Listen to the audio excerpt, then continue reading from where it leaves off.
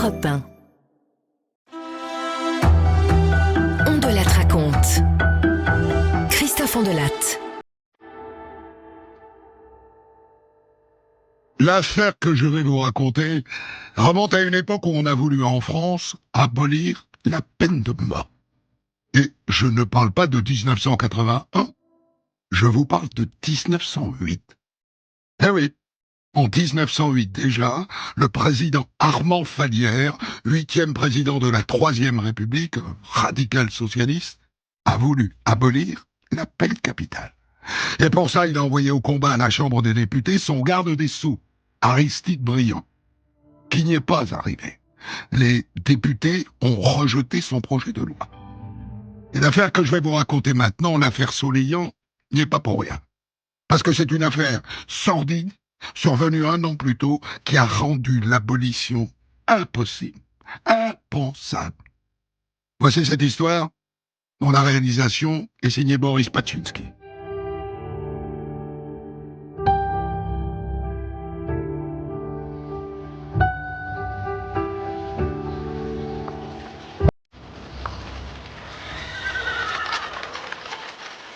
Nous voilà un après-midi de janvier 1907 dans le 11e arrondissement de Paris. Julienne Soleillant, qui est ouvrière dans une usine de parapluies, la Palette, a réussi à avoir des billets pour aller au café-concert à Bataclan. Et faites pas de bande dans votre fauteuil. On disait comme ça à l'époque. On allait à Bataclan. Mais c'est bien la même salle de concert qu'aujourd'hui. Donc, Julienne a des billets. Elle a 2 billets. Et bonne patte, elle a proposé à la fille de ses meilleurs amis, Marthe, qui a 11 ans, de venir avec elle. La gamine est aux anges. Seulement voilà, pour aller à Bataclan, Julienne a prévu de prendre son jeudi après-midi, de chômer, comme on disait à l'époque. Or, le matin même, le directeur, M. Marquet, débarque dans son atelier à l'usine de parapluies. Il y a beaucoup trop d'absentéisme, mesdames, enfin beaucoup trop. Et pendant ce temps-là, le travail n'est pas fait. Vrai ou faux? Vous faites prendre du retard à l'usine.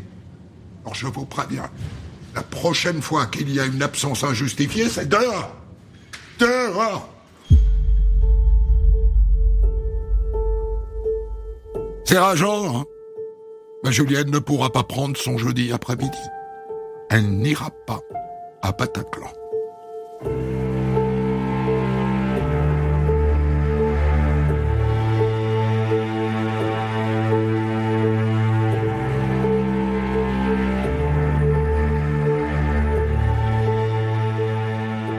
Du coup, quand Albert, le mari de Julienne, rentre à la maison vers midi, il trouve les 2 billets sur la table. Et il voit que sa femme ne rentre pas. Il se dit, c'est dommage, quoi. C'est dommage de gâcher. Je vais y aller à sa place. Et comme prévu, je vais amener avec moi la petite Marthe. Et donc Albert Soleillant se lustre la moustache, il se met un peu d'eau de Cologne pour sentir bon, et en tout début d'après-midi, il débarque chez leurs amis, les Herbelding, pour récupérer Marthe. Pas loin, hein, ils sont presque voisins, les Soleillant habitent rue de Charonne, et les Herbelding, rue Saint-Maur. Et il trouve Marthe, 11 ans, pomponnée, et très impatiente. Elle a même mis des boucles d'oreilles, un joli petit chapeau en feutre bleu marine. Bonjour Marthe. Changement de programme. Ce n'est plus la Julienne qui t'accompagne. Elle n'a pas pu prendre son après-midi. Et donc c'est moi, quoi. On va aller à Bataclan ensemble. Et voilà donc Albert Soleillant et la petite Marthe en route vers Bataclan. Le spectacle est prévu à 2h30.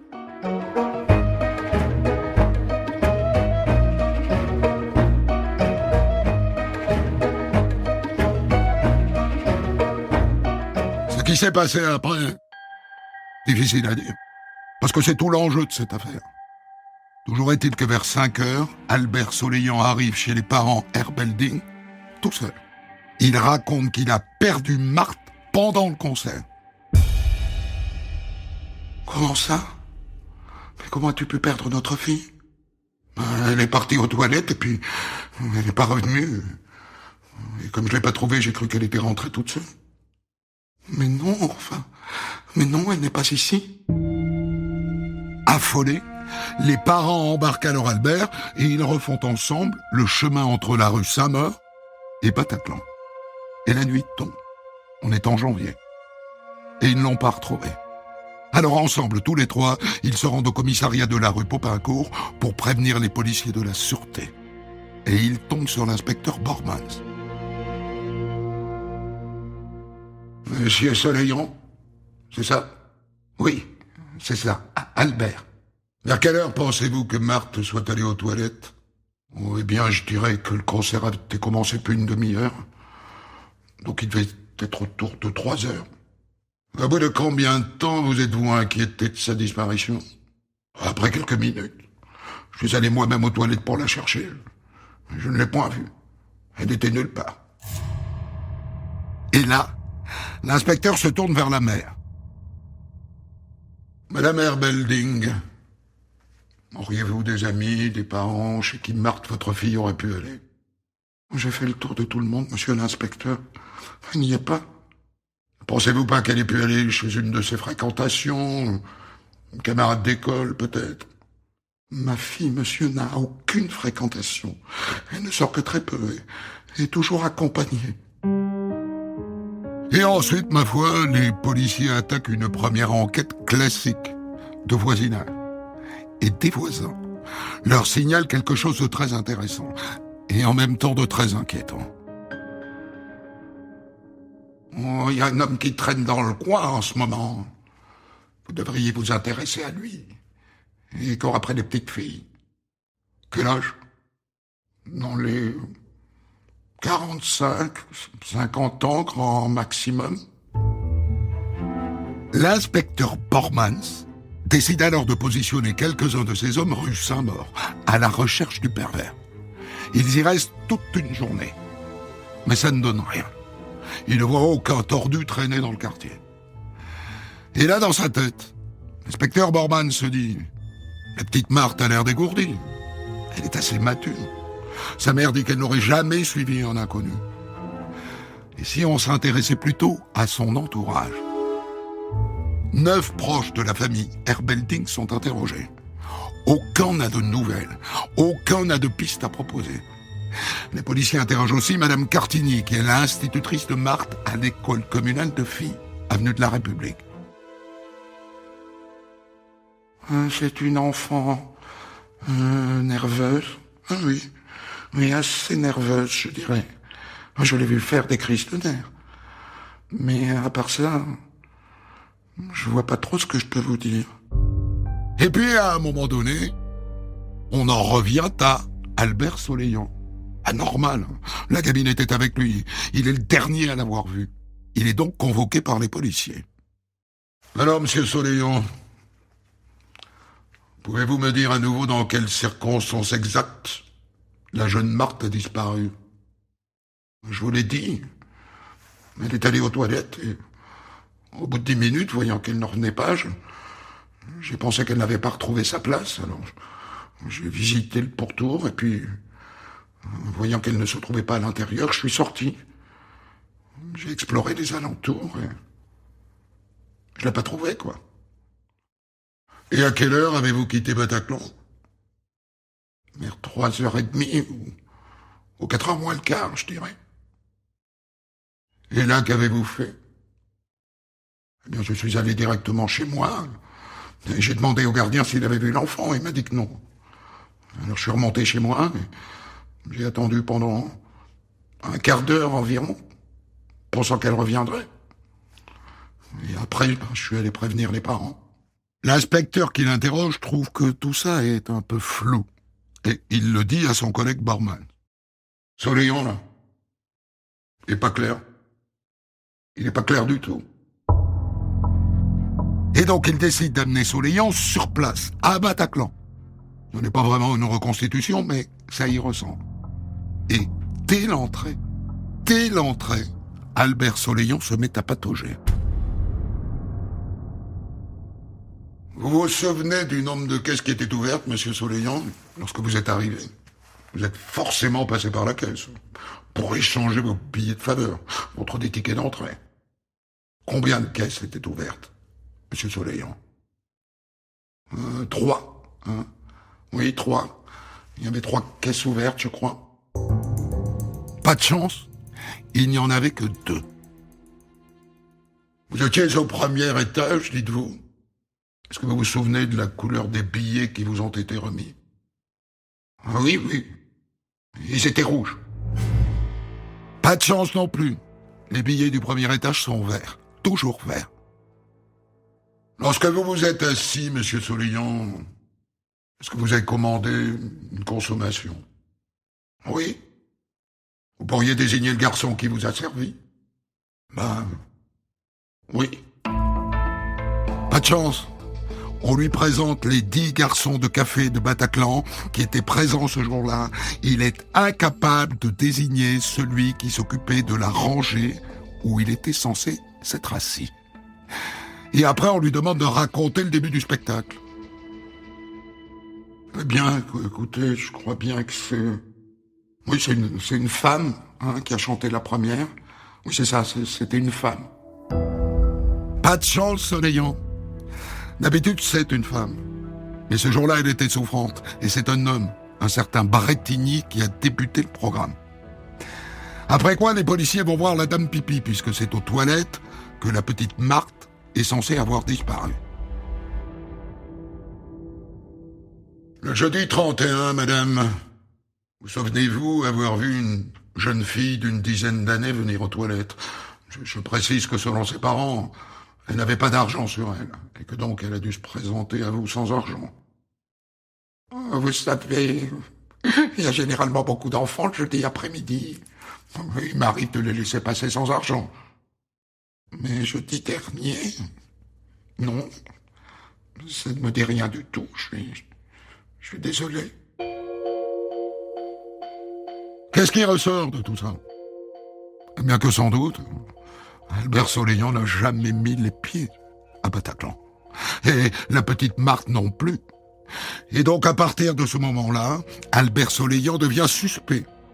Et donc le lendemain à 6h du matin, les policiers vont l'arrêter chez lui. À cette heure-là, le couple dort encore.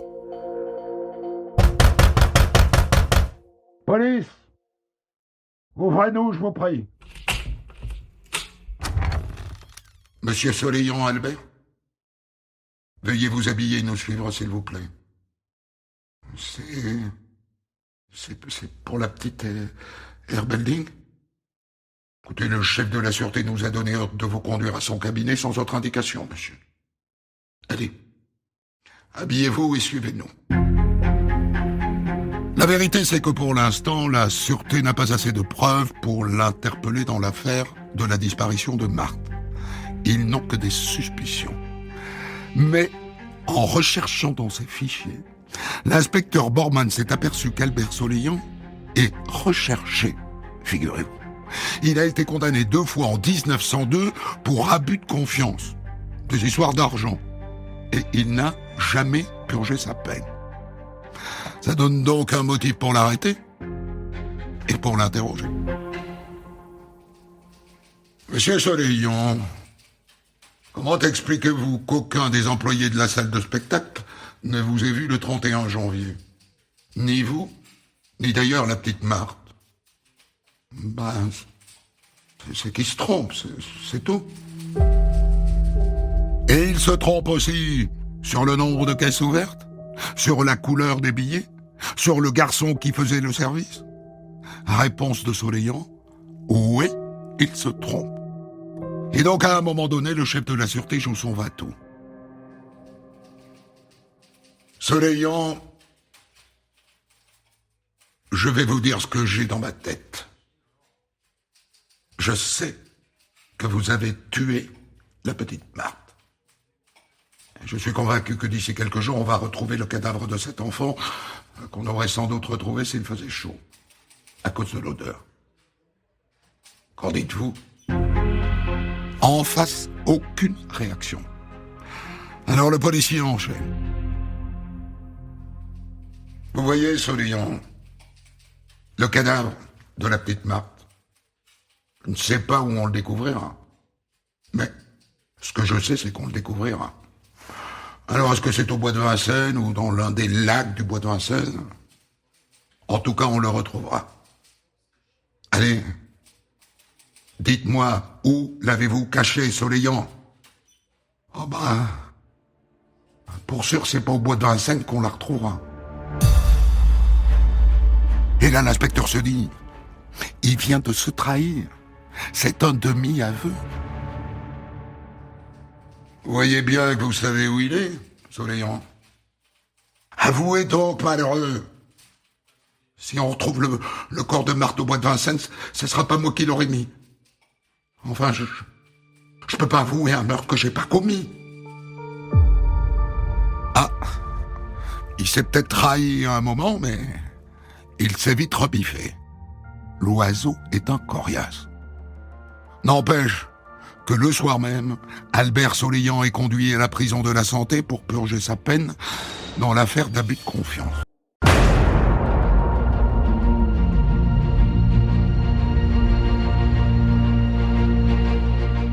On de la raconte, la suite de votre récit.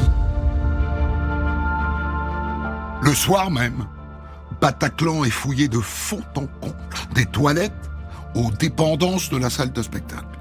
Les policiers étudient toutes les issues. La petite Marthe du haut de ses 11 ans n'a pas pu se volatiliser sans que quelqu'un l'ait vue. C'est impossible. Et donc c'est quasi certain, elle n'est pas venue à Bataclan. Et Albert Soleillant non plus.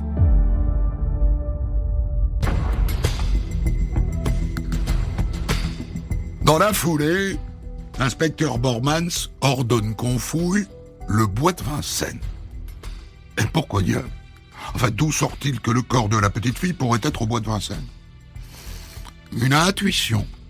Rien de plus. L'idée qu'en général, après un meurtre, les gens se trouvent avec un cadavre sur les bras et vont s'en débarrasser au bois de Vincennes. Surtout quand, comme Soleillant, on habite dans l'est de Paris. Et au bois de Vincennes, Bormans rencontre le conservateur des promenades de Paris, l'homme qui gère les bois. Dites-moi, monsieur, est-il possible que l'on ait jeté le cadavre d'un enfant, en l'occurrence d'une enfant, dans l'un des lacs? Oh ben, fin janvier, je crois bien que les lacs étaient gelés. Les gens, ils faisaient même du patin à glace. Ça me paraît difficile. Et début février, alors, après la disparition de la petite, les lacs étaient-ils toujours gelés? Début février, la glace avait commencé à fondre, enfin les bords, quoi. Début février, c'est possible. On aurait pu faire disparaître un corps, oui. Alors on fouille les abords des lacs, mais on ne trouve rien. Et donc on en revient à Albert Soleillant.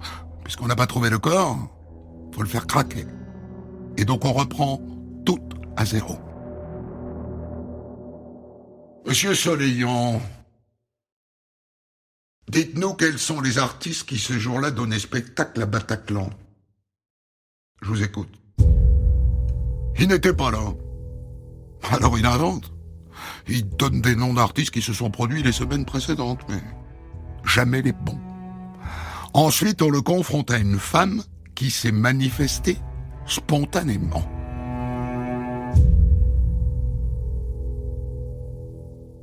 Madame, je vous pose la question, avez-vous vu ce monsieur dans la rue le 31 janvier vers 3 heures de l'après-midi? Ah oui. Absolument. Était-il avec une petite fille? Ah oui, certain. Donc, monsieur Soleillant, vous n'étiez pas à Bataclan. Soleillant est acculé. Alors d'un coup, il craque.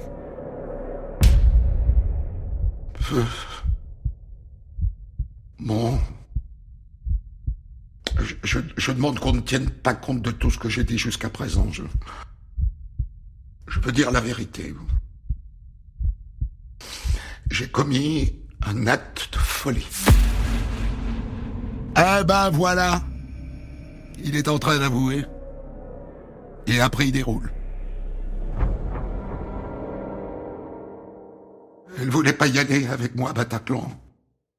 Elle voulait y aller avec ma femme, Julienne. Elle était déçue, quoi. Alors je l'ai emmenée chez moi, je taquinais un peu. Elle voulait s'en aller chez ses parents. J'ai voulu la retenir, je l'ai serrée dans mes bras, elle s'est mise à crier, je lui ai serré le cou et elle est tombée morte. Et le corps, Soleillon? Qu'avez-vous fait du corps? Ben, je l'ai emballé dans une toile et je l'ai porté par le tramway à la consigne de la gare de l'Est. C'est là que je l'ai mis. Je pense qu'il y est toujours. Bormann et ses hommes filent immédiatement à la consigne de la gare de l'Est et ils tombent sur ce colis qui attend depuis plusieurs jours et qui pèse 31 kilos et demi. C'est écrit sur l'étiquette. Ils l'ouvrent. C'est bien le cadavre de la petite Marthe. À ce détail près qu'il dit l'avoir étranglée. Or, le cadavre est sanguinolent. Il a donc menti sur les circonstances. Ça ne s'est pas du tout passé comme il l'a raconté. Je vous rappelle ses déclarations. Je l'ai serrée dans mes bras, elle s'est mise à crier, je lui ai serré le cou et elle est tombée morte. Or, il se trouve qu'on a maintenant le rapport d'autopsie du médecin légiste. Il est absolument formel. Tentative de strangulation, perforation du cœur par coup de couteau, lésion des organes génitaux et viol. Monsieur Soleillon, vous ne nous avez pas tout dit. Vous avez violé cette petite avant de la tuer. C'est-à-dire qu'en jouant avec elle, ma main est allée, je dirais, dans ses parties sexuelles, oui. Votre main seulement. Oui, je l'ai touchée comme ça. Touchée. Seulement touchée. Soleillant tergiverse encore quelques minutes et puis il finit par reconnaître qu'il a voulu la posséder, comme on disait à l'époque. Bref, qu'il l'a violée. L'affaire est bouclée.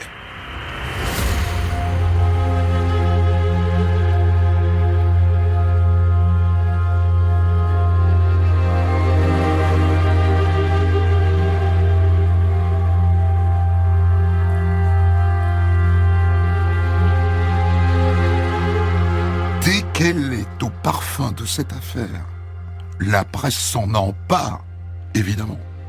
Le Petit Journal et le Petit Parisien, notamment, qui vont feuilletonner cette histoire pendant des jours et des jours.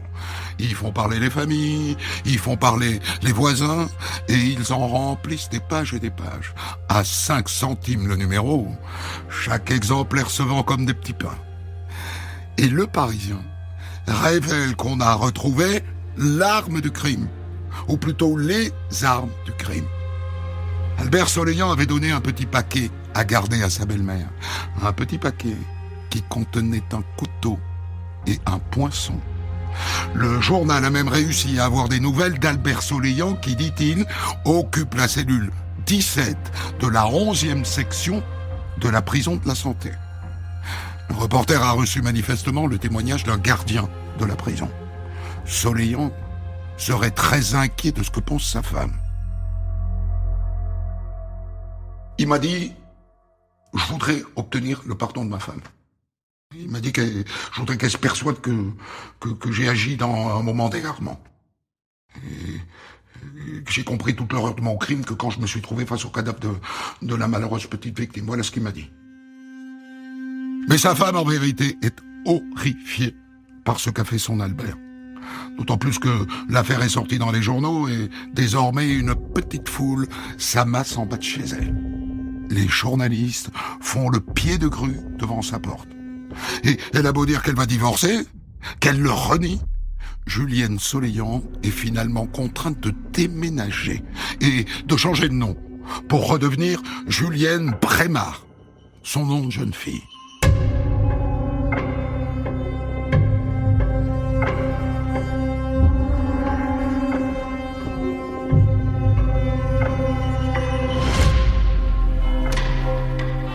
Les obsèques de la petite Marthe ont lieu le 14 février au cimetière de Pantin. Et si on en croit les journaux qui sans doute exagèrent un peu, ces obsèques sont suivies par une foule de 50 000, voire, disent-ils, 100 000 personnes. Mais même si le chiffre est faux, je pense que ça vous donne une idée de la mobilisation de l'opinion publique dans cette affaire. Les gens sont horrifiés. Et ça va beaucoup compter dans l'issue de cette histoire. Et ce ne sont pas les dernières nouvelles qui vont les calmer. On vient d'apprendre que la belle-sœur de Soleillant vient de témoigner contre lui. Elle aussi, il aurait tenté de la violer. Et la meilleure preuve, je crois, de la mobilisation populaire dans cette affaire, c'est la complainte de la petite Marthe. Et oui, à l'époque, quand il y avait comme ça une grosse affaire, des auteurs écrivaient des chansons, des complaintes, des chansons qui faisaient revivre l'histoire. Et ces complaintes étaient ensuite imprimées et vendues aux quatre coins des rues, par des camelots. Demandez la complainte de la petite Marthe, demandez 5 sous la complainte de la petite Marthe, 5 sous. Alors, laissez-moi vous chantonner un couplet de cette complainte. Et voilà parti, et Marthe avait dit à sa mère heureuse de gentils adieux, de la main des yeux toute gracieuse, pleine de candeur, c'était du bonheur, sortir en toilette quand au triste sort, c'était pour sa mort, la pauvre fillette. Mais dans cette complainte, c'est le dernier couplet qui est le plus intéressant. Il avoue à son infamie, il n'avait pas craint la peine de mort, ce monstre savait qu'elle était abolie. Eh oui, ça je vous l'ai déjà dit. Il est question en France, à cette époque-là, d'abolir la peine de mort. Et c'est un projet du président de la République, Armand Fallières, qui est un fervent abolitionniste. La preuve, depuis qu'il a été élu il y a 1 an, il a systématiquement gracié tous les condamnés à mort. Tous. Va-t-il oser gracier Albert Soleillant? Eh ben ça, on le saura après le procès.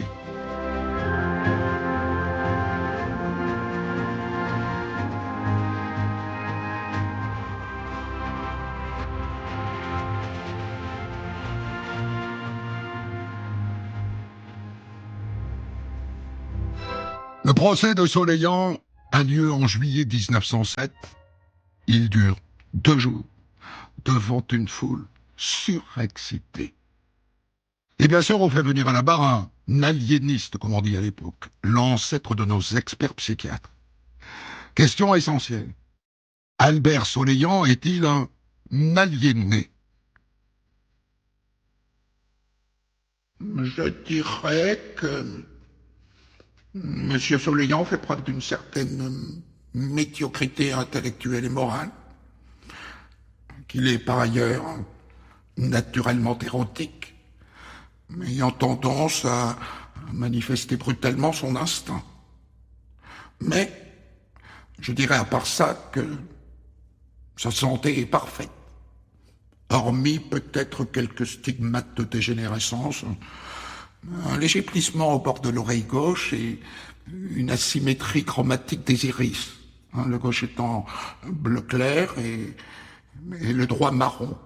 Mais, attention, sans influence à mon avis sur son état mental. Pas de perversion sexuelle, néanmoins, me semble-t-il.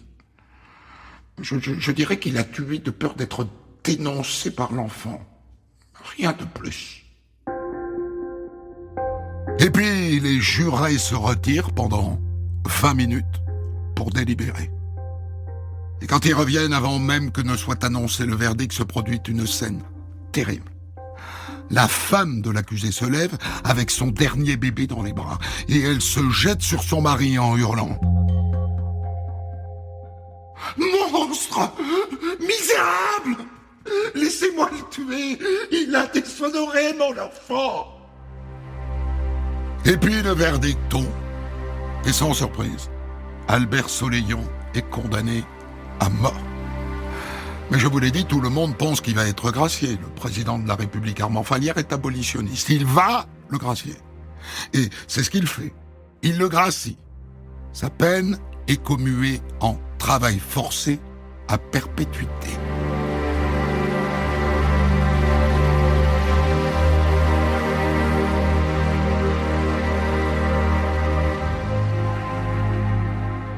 Albert Soleillant est envoyé au bagne en Guyane, sur l'île Royale. Ce qui donne lieu à un incroyable dessin à la une du petit journal. On y montre Soleillant, les doigts de pied en éventail, sur une chaise longue. Il a la belle vie là-bas sous les tropiques. C'est ça, ce que dit ce dessin. Un violeur d'enfants et un tueur d'enfants. Il a la belle vie.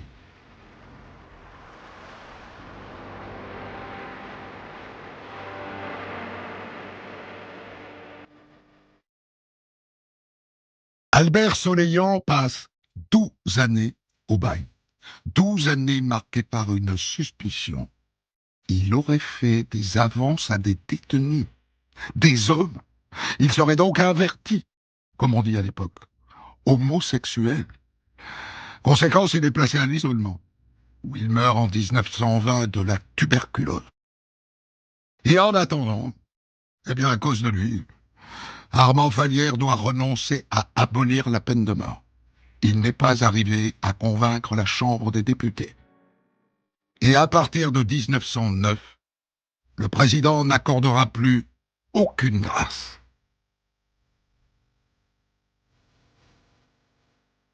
Des centaines d'histoires disponibles sur vos plateformes d'écoute et sur europe1.fr.